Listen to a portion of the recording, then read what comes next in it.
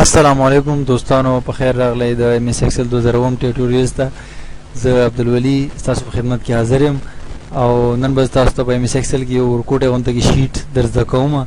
ما سره ایم ایس ایکسل خلاص دی او زه تاسو ته ښیم چې کوم یو شیټ به موږ نن زده کوو. ایم ایس ایکسل ما اوپن کو او ما سره مخکې نه اوپن دی، خو په دې کې چې کوم دی کسټمر لیجر ورته وایي. یو کسټمر ډیلی څه مطلب دی چې سودا مو داخلي، نو هغه چې کوم سودا غستې ده د هغې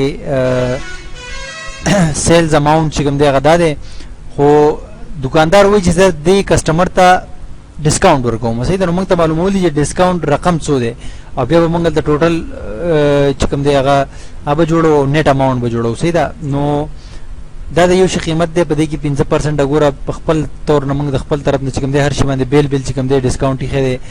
یعنی په مونیټر باندې 15% دی، په پرنټر باندې 2% دی، په سکینر باندې 2% دی. دا مختلفه قسم دي. صحیح ده، او دا یې قیمتونه دي. نو د ډسکاونټ روپۍ به موږ څنګه معلومو چې څو روپۍ شوې، نو دلته کې به موږ ایکول ساین ولګو، بیا به راشو د روپۍ سوري ډسکاونټ خانه دا به ضرب کو، څنګه چې په تېرو شیټونو کې موږ ضرب کړی و د رقم سره. نو چې انټر یې کوو موږ ته پته ولګي د 15% ډسکاونټ جوړېږي 200 روپۍ، او لاندې به یې راولو، بیا به کنټرول ډي کو. صحیح ده، کنټرول ډي چې مو کو نو ټولو موږ ته رقم پته ولګي چې کوم څومره ډسکاونټ په کوم یو کې راځي. صحیح ده، اوس بلته کې په دې ټوټل پیسو کې به چې کوم دی دلته کې موږ ایکول دا د دې نه به چې کوم دی ماینس کو دا ډسکاونټ روپۍ، دلته کې راغلی 38,000 او دلته کې لاندې پورې به موږ دا سلیکشن مې وکړو او بیا مې کنټرول ډي کو، نو ټوټل رقم موږ ته دلته کې راغی.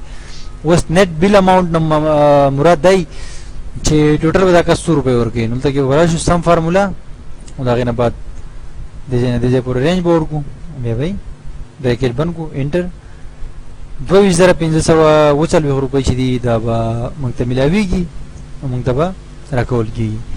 دا یو سمپل غونډه کې شیټ و، صرف تاسو ته دا ایډیا درکولو چې څنګه تاسو دا سمپل غونډه کې فارمولا استعمالولی شي. را روان شیټه پورې انتظار د خدای په اماني غواړم، دعا راته کوئ.